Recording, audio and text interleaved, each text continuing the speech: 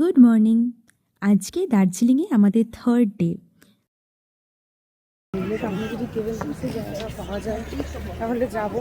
আর ব্যাপারটা হচ্ছে আজকে খুব ভালো রোদ উঠেছে বলে ওদের থেকে কাঞ্চনজঙ্ঘাটা দেখা যাচ্ছিল। তাই পেছনে দাঁড়িয়ে দেখছিলাম, ক্যামেরাতে আসবে না বলে ভিডিও করিনি। ক্যামেরা দাসে চান্স পেলে আমি ভিডিও করার চেষ্টা করবো, দেখা যাক জায়গা পাই কিনা।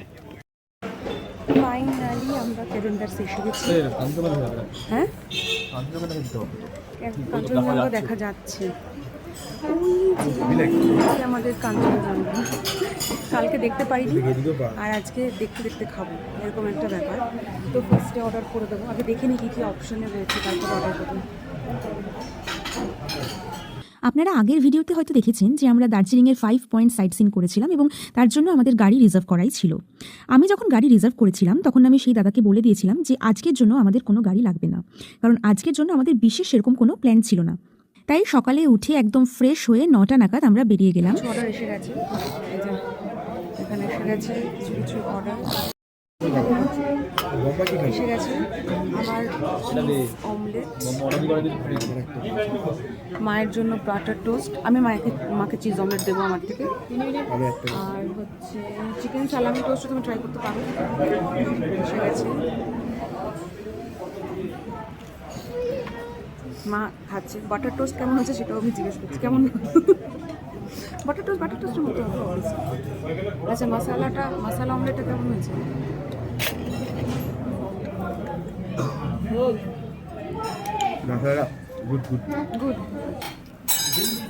এবার আমি ট্রাই করবো হচ্ছে চিজ অমলেট। মাত্র 5 মিনিট লাইন দেওয়ার পরেই আমরা সুযোগ পেয়ে গেলাম এন্ট্রি করার কেভেন্টার্সে এবং বসে সেই প্রাকৃতিক সৌন্দর্যটা অনুভব করতে লাগলাম। কারণ আপনারা হয়তো আগের ব্লগে দেখেছেন যে কালকে সানরাইজটা একটু ক্লাউডি ছিল বলে এবং ওয়েদারটাও একটু ক্লাউডি ছিল বলে কাঞ্চনজঙ্ঘা সেভাবে দেখা যায়নি। আজকে আমি আবার চিনি দিয়ে চা খাচ্ছি, আমি জানি না কেন। চাটা ঢালার সময় হয়ে গেছে, ঢেলে নিই। কিন্তু আজকে পরিষ্কার কাঞ্চনজঙ্ঘা দেখা যাচ্ছিল, অতটা ক্যামেরাতে ক্যাপচার না করতে পারলেও যেটুকু ক্যাপচার করছে সেটুকুতে হয়তো বোঝা যাচ্ছে যে খালি চোখে আরও সুন্দর দেখতে লাগছিল। আর কাঞ্চনজঙ্ঘার সেই অপরূপ দৃশ্য আমরা উপভোগ করতে করতে আজকের ব্রেকফাস্টটা সেরে নিলাম। খুব ভালো হয়েছে। হট চকলেট,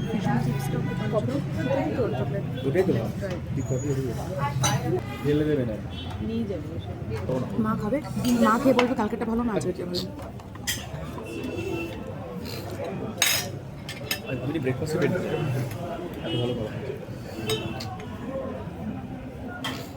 কালকেটাতে এটা ভালো, আমি দুধ কম ছিল, কালকেটাতে এটা ভালো।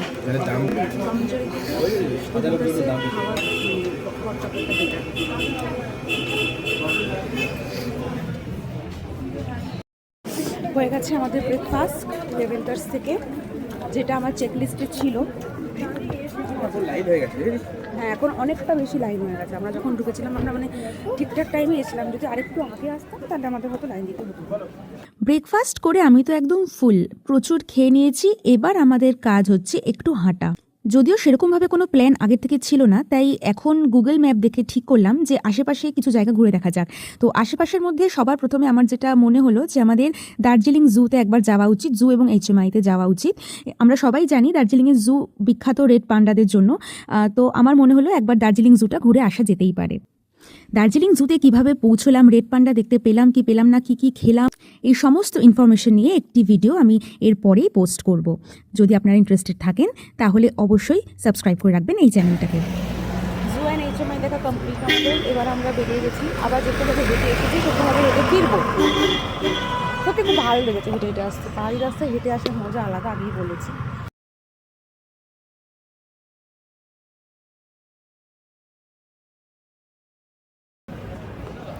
এসে গেছি আমরা মল রোড পেছনে।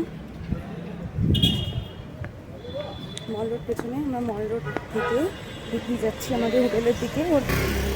আমাদের হোটেলের পাশেই একটা বাঙালি রেস্টুরেন্ট রয়েছে, যেখান থেকে মা এখন খাবে, মা বাবা ওরা সবাই খাবে। আমি সকালে ব্রেকফাস্টে এত কিছু খেয়ে নিয়েছি, আমার লাঞ্চ করতে হবে না আর কি। আমি আবার বিকেলে বেরিয়ে কিছু স্ন্যাক্স খেয়ে নেব। বাট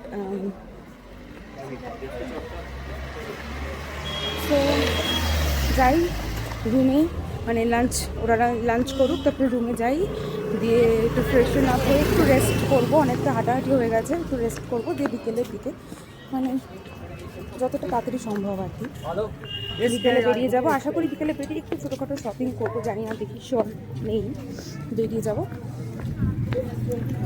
তখন দেখা হচ্ছে আবার।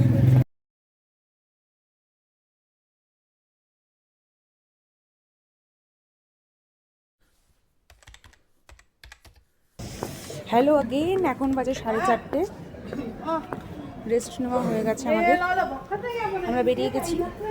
বেরিয়ে এবার আমরা ভাবছি যে আমরা দার্জিলিং রেলওয়ে স্টেশনে একবার যাব। সেটা এইটা হচ্ছে মেল রোড, এদিক দিয়ে মেলে যায়, আর এই দিক দিয়ে যাব হচ্ছে দার্জিলিং স্টেশন।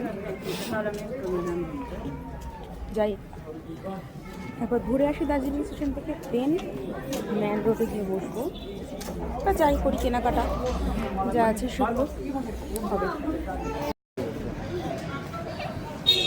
আমাদের হোটেল ওইখানে, ওইটা আমাদের হোটেল, তার উল্টো দিকেই রয়েছে স্মার্ট বাজার, ঠিক আছে, আর এখানে একটা মল। আমরা এখন এখানে ঢুকে গেছি, কি আছে সেটা দেখতে, কি কি মার্কেট আছে ওদিকে এসবিএফ আছে। দার্জিলিংয়ে এসেছি অথচ দার্জিলিং রেলওয়ে স্টেশনে যাব না, এটা কখনো পসিবলই নয়। তাই আজকে বিকেলে সময় থাকার জন্য আমরা বেরিয়ে গেলাম দার্জিলিং রেলওয়ে স্টেশনের উদ্দেশ্যে। আজকে যখন আমরা বিকেলে বেরিয়েছিলাম তখন বাজে 4টে, তো একটু একটু আলো ছিল, কিন্তু যেতে যেতেই অন্ধকার হয়ে গেল। দার্জিলিং রেলওয়ে স্টেশন, পাহাড়ের ওপরে এরকম অপূর্ব সুন্দর একটি রেলওয়ে স্টেশন, ভাবা যায়? সত্যি মানে এই চেয়ারগুলোতে বসে যদি ভাবি এবং সামনের দিকে তাকাই, মানে এই সৌন্দর্য উপভোগ করা এর থেকে বড় হয়তো আর কিছু হতেই পারে না।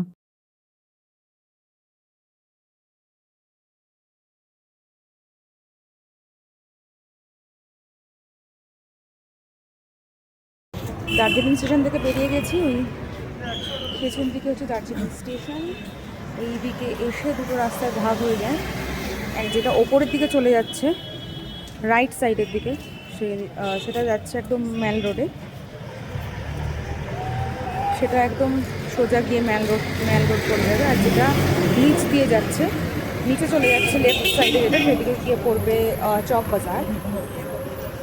আমরা যাবো সোজা উপরের দিকে, মেল রোডেই যাবো, চক বাজারে যাবো না এখন আর। মা বাবা পেছনে করে গেছে, আসুন সাথে যাচ্ছি। দার্জিলিং স্টেশন থেকে বেরিয়ে এবার আমরা যাব মেল রোডের দিকে।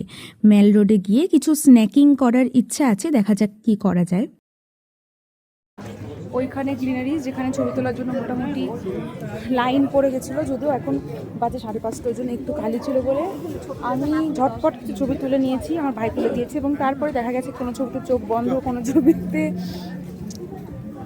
You know what I mean, right? তো একটা ছবি এসেছে যেটাতে আমি ঠিক আছি, কিন্তু হোপের এইজ কেটে গেছে। আই নেভার থট যে আমি আজকে গ্লিনারিজে আসতে পারবো, আমি গ্লিনারিজে এসে গেছি। সকালে যেরকম কেভেন্টার্সে গিয়েছিলাম, গিয়ে নিজের একটি ছোট্ট ইচ্ছা পূর্ণ করেছিলাম, সেরকম আবারও সুযোগ পেয়ে একটু গ্লিনারিজে চলে গেলাম আরেকটি ইচ্ছে পূর্ণ করার জন্য।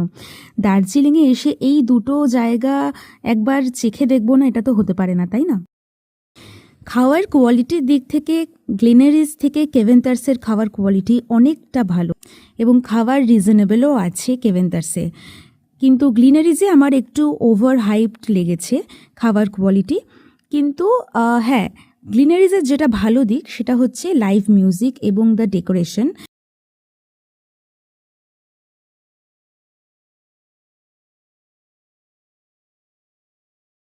হয়ে গেছে আমাদের, প্রচুর খেয়ে নিয়েছি, হয়ে গেছে আমাদের খাওয়া। গ্লিনারিজ থেকে আমরা বেরিয়ে যাওয়ার পরেই ওখানে প্রচুর লাইন পড়ে গেছে, বাইরে বেরিয়ে দেখলাম যে প্রচুর লাইন পড়ে গেছে। ভালো হয়েছে, মানে ঠিকঠাক টাইমেই ঢুকেছি। মেল রোডে কিছুক্ষণ টাইম স্পেন্ড করবো, দিয়ে তারপরে রুমে চলে যাব। আজকের মতন এখানেই দিন শেষ করে রুমে ব্যাক করবো। আজকে আবার মেল রোডের ওপর চৌমাথায় একটি স্টেজ বানিয়ে সেখানে প্রোগ্রাম হচ্ছিল।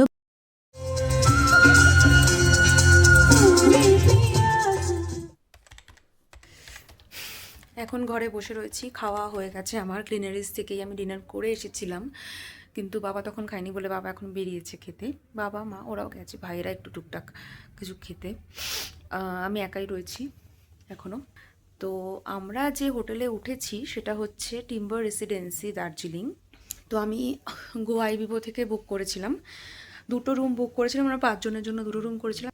অ্যাকর্ডিং টু দেম একটা হচ্ছে ভিউ রুম আর একটা হচ্ছে ডিলাক্স রুম ফর 2 পিপল। দেখতে দেখতে আমাদের আজকের দিনটাও শেষ হয়ে গেল। আপনার কেমন লাগছে ভিডিওগুলো কমেন্ট করে জানাতে কিন্তু একদম ভুলবেন না। তাহলে দেখা হচ্ছে আবার নেক্সট ব্লগে। বাই।